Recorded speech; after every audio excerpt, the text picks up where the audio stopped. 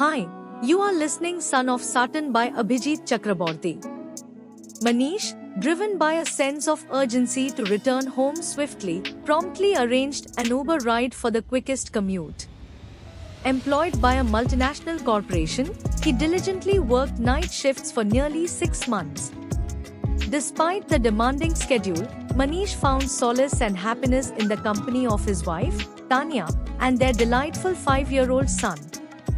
Every night during his break, Manish's wife called him for a brief chat. Today, like every other day, he answered her call, only to be met with her panicked screams.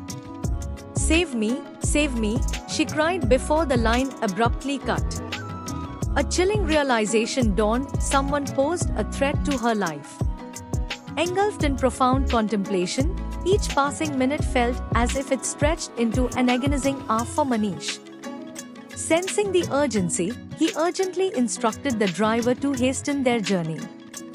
Upon hearing his wife's distress, Manish explained the situation to his boss, who promptly granted him leave and assisted in arranging an Uber. In that moment, memories of Manish's early days came flooding back. Following graduation, Manish embarked on a job search, swiftly securing a position in his current company. Within 6 months of employment, he made the decision to marry his girlfriend, Tanya, whom he had been dating for nearly 7 years. While their families were aware of their relationship, Manish's parents chose to wait until he secured a job. All was well until the parents decided to consult an astrologer for their matchmaking. Manish and Tanya's parents jointly decided to consult a renowned astrologer to finalize their wedding date, seeking his guidance whenever issues arose. Despite Manish's lack of belief in astrologers, Tanya held firm faith in their practices. The astrologer, dressed in traditional attire, had a calm presence. His eye, carrying a hint of wisdom, observed the movements of the stars. A pendant, shaped like a crescent moon, hung around his neck, adding a touch of mystique. In his simplicity, he embodied the age-old practice of deciphering cosmic influences in his chamber. The astrologer's chamber was a quiet space adorned with dimly lit candles, creating a warm and mystical ambience. Charts and diagrams decorated the walls, illustrating the intricate dance of celestial bodies. A large wooden table stood at the center, cluttered with parchment, an ancient-looking compass, and perhaps a crystal ball. The air held a faint scent of incense, adding to the otherworldly atmosphere where seekers gathered to unravel the mysteries foretold by the stars. Upon examining Manish and Tanya's birth charts, the astrologer's eyebrows lifted almost an inch, prompting a curious gaze towards the concerned parents. They have minimum compatibility.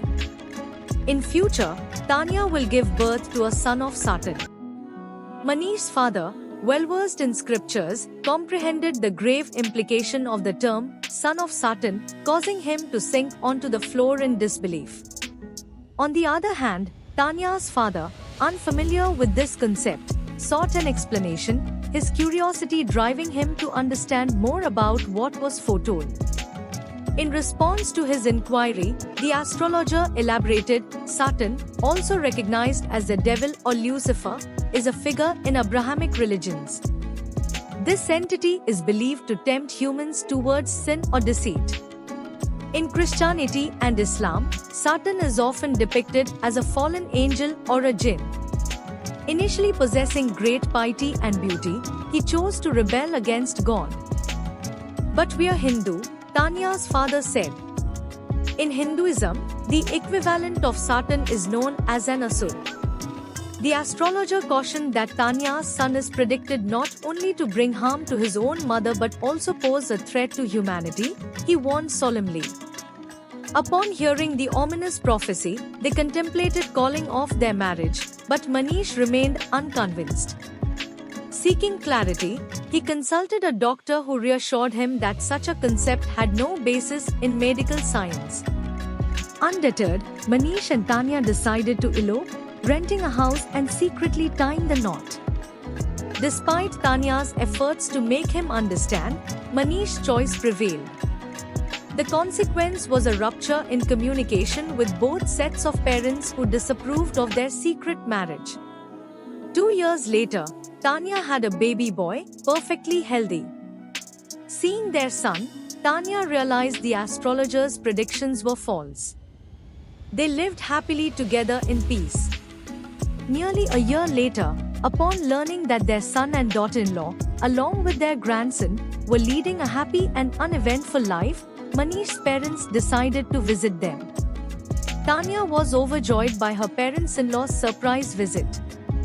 They bestowed a gold chain upon their grandson and spent the entire day together. In the evening, while Tanya and her mother-in-law chatted in the kitchen, a sudden scream echoed from the bedroom.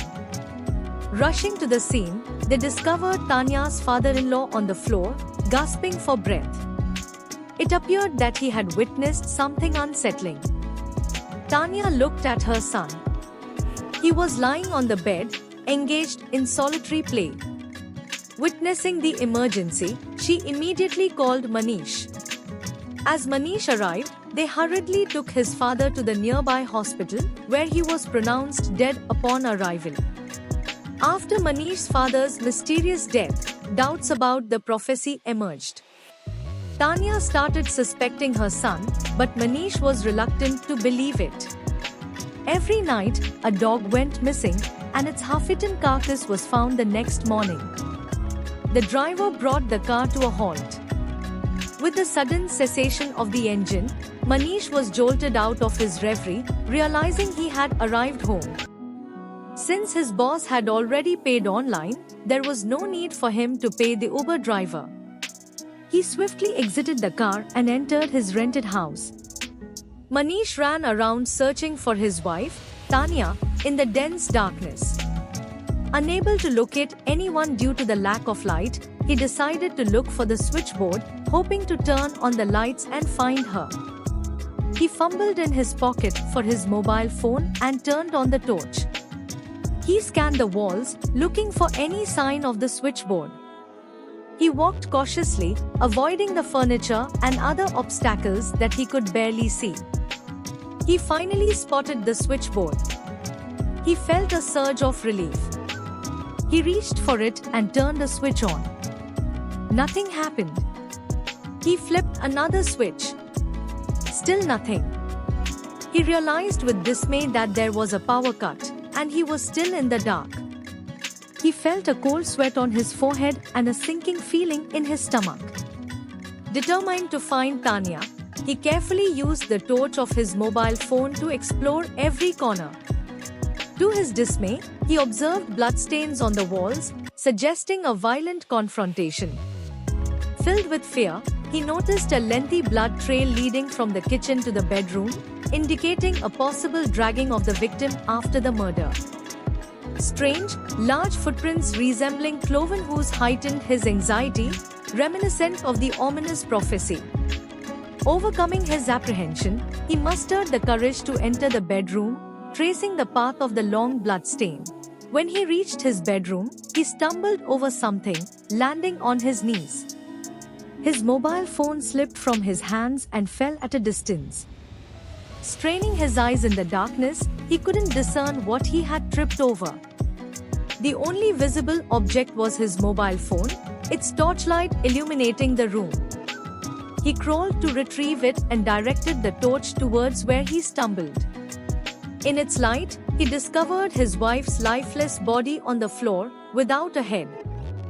The sight terrified him, and he vomited.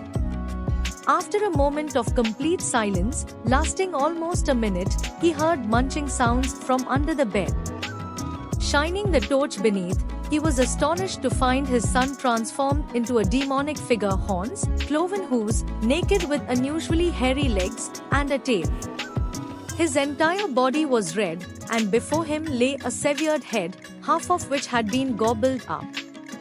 Manish recognized it as his wife's. His son, now resembling Satan, was eating one of the eyes. In sorrow, Manish screamed, and Satan, acknowledging him, lunged at Manish. the room filled with a powerful, agonizing scream. A minute later, a dense white smoke swiftly ascended from their rooftop, and dark clouds enveloped the entire sky. The rain that followed wasn't ordinary, it was acid rain. Relentlessly, it persisted for 25 days, a deadly force unleashed upon mankind.